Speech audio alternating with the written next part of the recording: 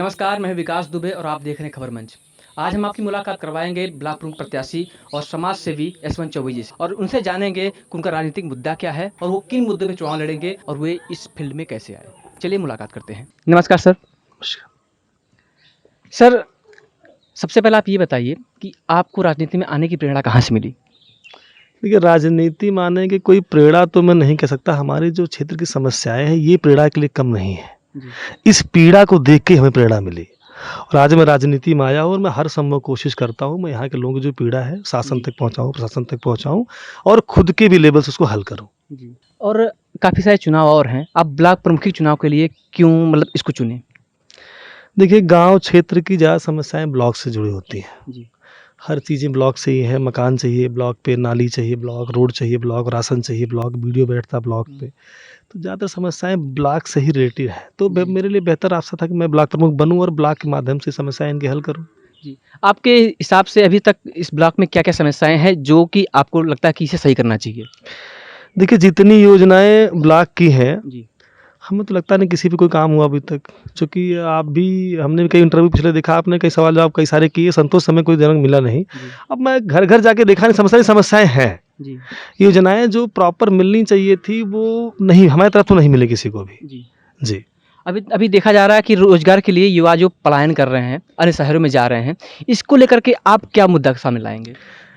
देखिए, युवा इसलिए प्लान करें ना कि जब आप उन्हें उन्हें रोज़गार नहीं देंगे, आप सिर्फ़ आप स्वरोज़गार दीजिए उनको, आप हर चीज़ को बढ़ावा दीजिए, कृषि को बढ़ावा दीजिए, अच्छी रोडें बनेंगी, अच्छा शहर बनेगा तो युवा यहीं काम करेगा अपना।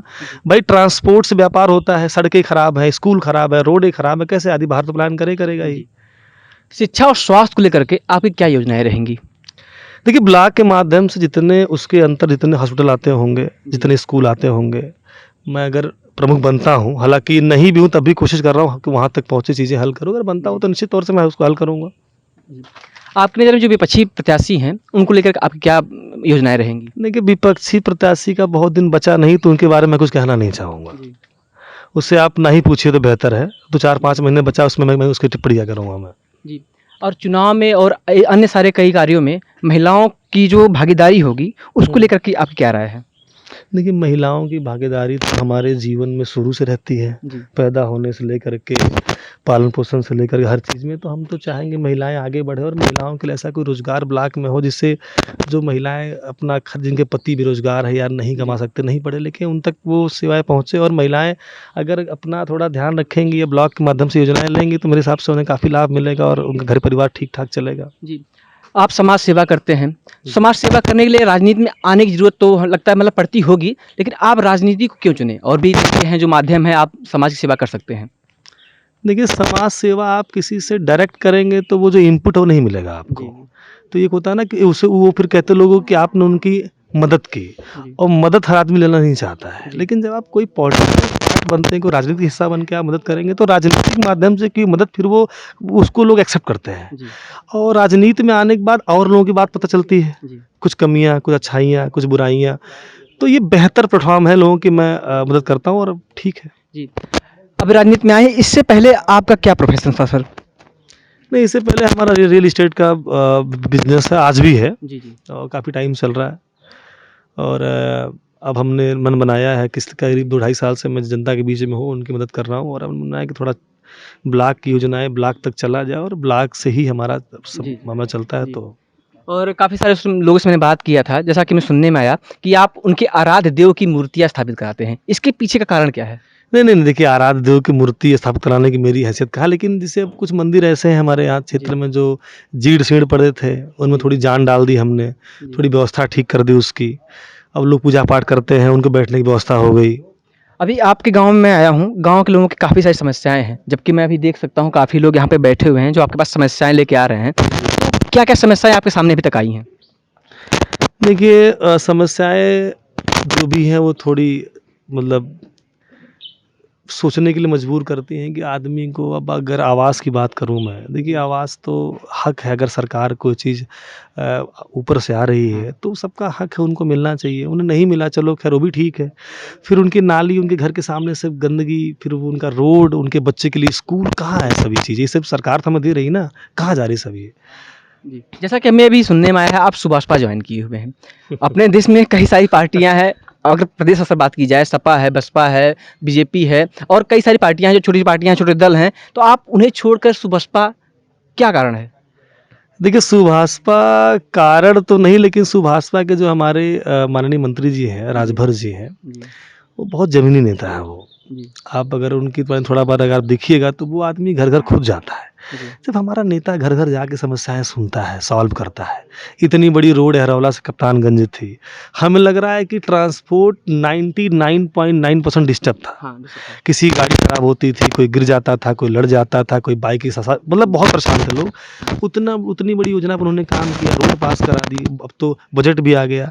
तो जब आपका लीडर जिसे मतलब कहते हैं आपका राजा इतना नीचे तक काम कर रहा है, तो हम उनके नीचे काम मुझे मज़ा आएगा। जी। और अभी एक पीडीए का निर्माण किए हैं सपा के प्रमुख अखिलेश यादव जी, इस पे आपका क्या विचार है? देखिए मैं उस निर्माण का मैं तो कोई महत्व नहीं समझता, इसलिए मैं उस पर टिप्पणी बिल्कुल नहीं करना चाहता हूँ। उस पर लोड इसलिए नहीं हुआ ना, चूँकि वो कोई मेरे हिसाब से भी वो कोई मतलब उसका नहीं है। तो उस पर टिप्पणी करना बिल्कुल नहीं चाहता, वो उनकी अपनी सोच है और कह रहे उससे कोई जनता में कोई फ़र्क नहीं पड़ने वाला उससे। जबकि वो कहते हैं कि हम पिछड़ा दलित और अल्पसंख्यक के साथ हैं और उनके लिए मुद्दा उठाते हैं।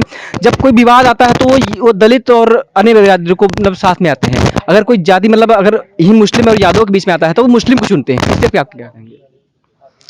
देखिए हिंदू मुस्लिम की राजनीति में तो मैं ज़्यादा कुछ नहीं कहूँगा। अखिलेश जी बड़े नेता है और मैं उनसे यही कहूँगा कि देखिए जातिगत राजनीति से काम नहीं चलेगा। जी, हर आदमी अब आजकल पढ़ा लिखा हो गया है, चाहे वो यादव हो, चाहे वो हरिजन हो, चाहे ब्राह्मण हो, चाहे मुस्लिम हो। हर आदमी मोबाइल में रील देख रहा है, पढ़ाई कर रहा है, तैयारी कर रहा है। आजकल तो एआई का ज़माना आ गया, हर आदमी सब कुछ देख लेता है, तो किसी को आप बरगला नहीं सकते हैं अब। जी, अब आप काम करेंगे तो रिजल्ट मिलेगा आपको। किसी को आप बरगला के वोट ले लें, अभी संभव फिलहाल तो नहीं है। जी। जैसा कि लोग बोलते हैं कि मंत्री ओम प्रकाश राजभर जी पार्टियां बहुत बदलते हैं, कभी इस दल में कभी उस दल में, तो इस पे क्या विचार है? क्या पार्ट अभी ओम प्रकाश जी इसी में टिके रहेंगे कि आगे भी कई चेंजेस हो सकते हैं? देखिए ये सब बड़े नेताओं का मुद्दा है। जी, अब ये सब बड़े नेताओं का मुद्दा है, इसका जवाब मैं देना बेहतर खैर नहीं समझता हूँ। जी, अभी फ़िलहाल ओम प्रकाश राजभर जी भारतीय जनता पार्टी के साथ हैं, हम सब जी, भारतीय जनता पार्टी के साथ हैं। उस भारतीय जनता पार्टी की जो योजनाएँ हैं, जो दिल्ली से आती, जो लखनऊ से आती, उन्हें घर-घर पहुँचाएँ, लोग उनके बारे में बताएँ। स्वास्थ्य, शिक्षा, रोड की व्यवस्था पे ध्यान दिया जाए। जी, कोई किसी को जातिगत राजनीति, कोई किसी को पैसा दे के वोट न ले, यही सबसे हम कहते रहते हैं। जी, अपना नहीं, अपने बच्चों के भविष्य का ध्यान रखिए आप। जी, और पार्टियाँ बदलना ना बदलना ये तो बड़े लोगों का मामला है, इसमें तो हम क्या ही जवाब दे सकते हैं आपको। जी। और आप इसके बाद जो आप ब्लॉक में लड़ रहे हैं, इसके बाद कुछ बड़े चुनाव भी लड़ने की तैयारी है? देखिए वो हमारा काम और यहाँ की जनता डिसाइड करेगी जी, कि हमें कितना बड़ा करना चाहिए। ये हमारे जो पार्टी के मुखिया राजभर जी डिसाइड करेंगे मुझे कितना बड़ा करना चाहिए। फिलहाल अभी फोकस ये है कि मैं ब्लॉक तक पहुँचूँ। जी, हालाँकि रास्ता इतना आसान नहीं, तो आप भी जानते हैं। जी, जी, और और मेरे आने से थोड़ा काफ़ी लोग और भी मार्केट में आ गए, तो अभी फिलहाल ये है कि मैं पहले ब्लॉक तक पहुँचूँ। जी, पहले एक मिशन पूरा किया जाए, वो सेवाएँ लोगों तक पहुँचे, फिर लोग बताएँगे आगे कैसे करना है। जी। जनता के लिए क्या संदेश देना चाहेंगे? जनता के लिए संदेश देना चाहूँगा कि आप बिल्कुल स्वस्थ रहिए, अच्छे से रहिए, अपना ध्यान रखिए, अपने परिवार का ध्यान रखिए। किसी के बहकावे में मत आइए, जी, किसी की पार्टी, किसी मतभेद में मत आइए। हिंदू मुस्लिम से बाहर आइए, सब अपने भाई-भाई हैं। अपना ध्यान रखिए, अपने बच्चों का ध्यान रखिए और जातिगत राजनीति मत करिए और ना पैसा लेके किसी को वोट दीजिए। जी, सबसे सीधा सवाल करिए, सीधी बात करिए। जी। काम करने वाले नेता को चुनिए, चाहे युवा हो, चाहे बुजुर्ग हो। हमेशा आपको सफलता मिलेगी और स्वस्थ रहेंगे और ठीक रहेंगे हमारे साथ।